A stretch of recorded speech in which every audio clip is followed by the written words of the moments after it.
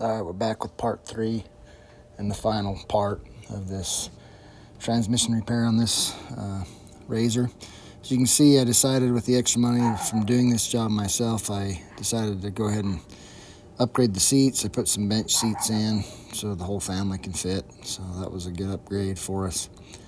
I went online, got the parts diagram, looked at the parts that I needed, and started the project of pulling bearings off and getting going on replacing what was damaged. So I got my snapping pliers. I'm going to pull this old. This thing is destroyed, bent, doesn't.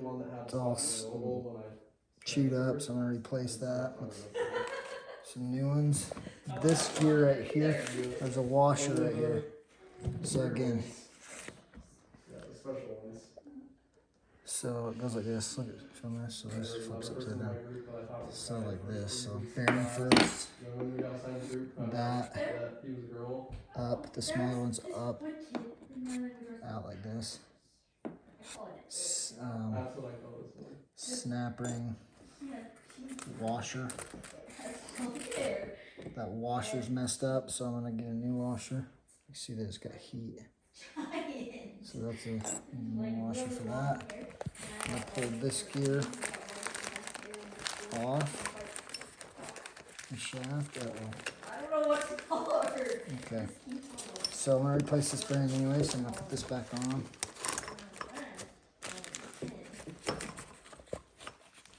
And pull this bearing.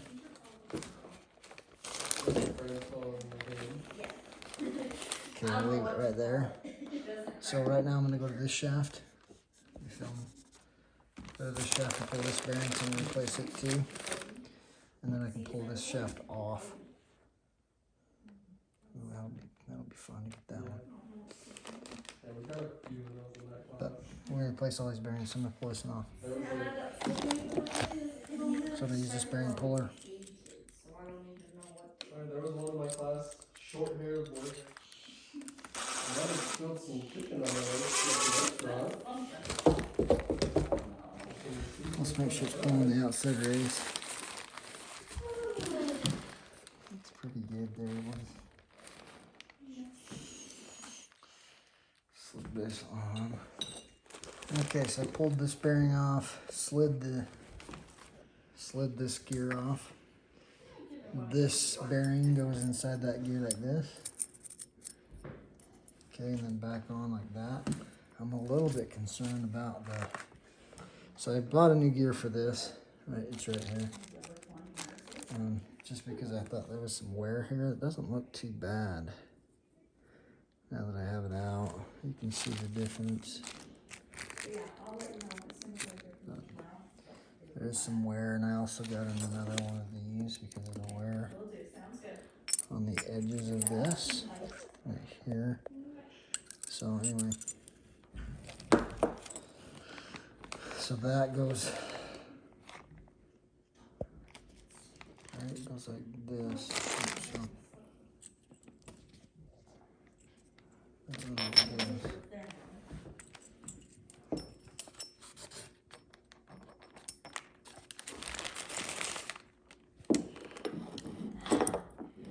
this goes here.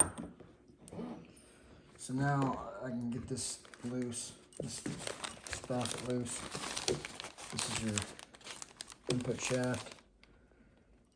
This goes back on like this. So I'm gonna put it back together, and you know that's how these gears go, and when these gears line up, all that slides back on, this gear goes back on. So again, so I'm a little, we got some wear on this ring right here, on this shaft, where this is spun and messed it up. So I'm a little bit concerned about that.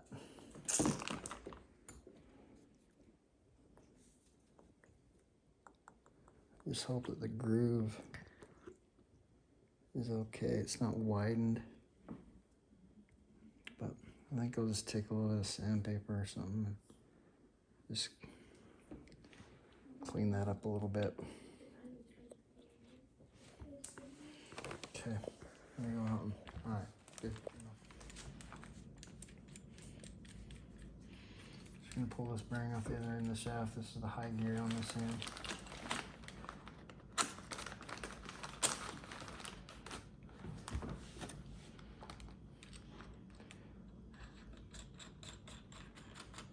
Take a look at how they put this C-clip on too. I'm just gonna show you this off. Got it all jacked up. It's all bent and twisted.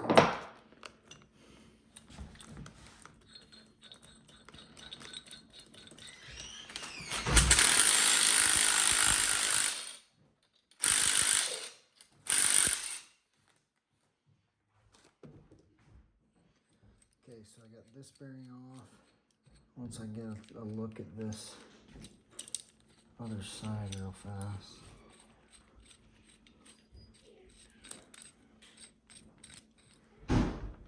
That's a fairly thick C-clip. So on the other side, this has got to go in that groove, and that washer's on the bottom. Then there's an inner race bearing, this type. That's inside that gear as well. Shoot, I wonder if I replace this too. Let's do that, because I do have some more. In case anybody can get out. So we're gonna go here. Remove the C-clip. These aren't the greatest.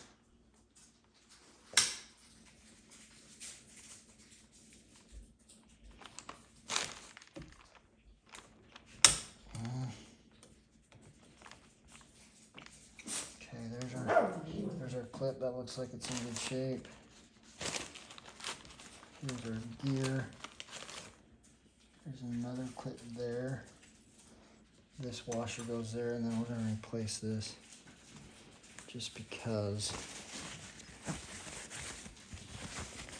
I ordered some more.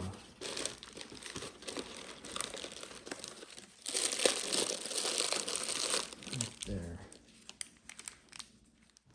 All right, I've inserted a picture of the shop press that I purchased from Harbor Freight to press these bearings, these new bearings back on.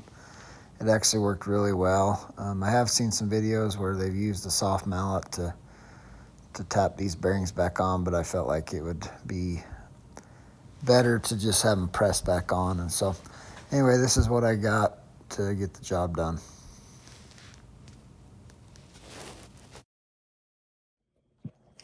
All right, I've pulled all the old bearings, all the bad bearings off, pressed new bearings on with the shop press. I've put all the bad chewed up gears, I've taken them out, put new gears on, and then reassembled everything, set the backlash, and put a bunch of assembly lube on. I'm about ready to put the other case half on. The other case half is the one that I got off eBay because this idler shaft, this one, this bearing actually came apart and threw bearings through the case. So about ready to get this put together and get it back on the machine. A couple of different tools that you need in order to put this back together. One is a clutch alignment tool. I got this off, I think I got it off Amazon, maybe on eBay, I can't remember. But this just allows your primary clutch to be aligned with your secondary clutch, making sure that everything's in line so you don't burn belts. There's a specific way that you need to torque down the coupler between the engine and the transmission. And it requires a specialty tool that Polaris sells. It was like 90 bucks, and I decided I wasn't going to spend that much money, so I built my own. And basically all this is just a socket, two sockets that have been welded together. One of them, two different sizes. This allows you to go over the top of one of the nuts and tighten a locking nut before you tighten another size nut. And I can show you a picture of that when I post this video. But anyway, there's videos online on how that works. if you don't do it properly, there's a risk that you can tighten the one nut down and crack your cases. And so I didn't want to even risk that, so I just kind of built this tool in order to be able to get that job done. All right, this is a picture of the engine to transmission coupler. This is the one that you'll need that specialty tool, either bought through Polaris or built like I did. It allows you to tighten number 2 there on the picture before you tighten number 1, before you tighten number 3. There's a specific way to do that, and there's videos online, as I said before, on how to do that. The specs, the torque specs are there on this picture. But if you're going to do this job, I would look into some other videos and just see how they've done that. We were able to get this thing put back together, and things are running really well. I'm excited the way that this turned out. We've been having fun on it, so we'll post some more videos as we use it, and we'll see you in the next one.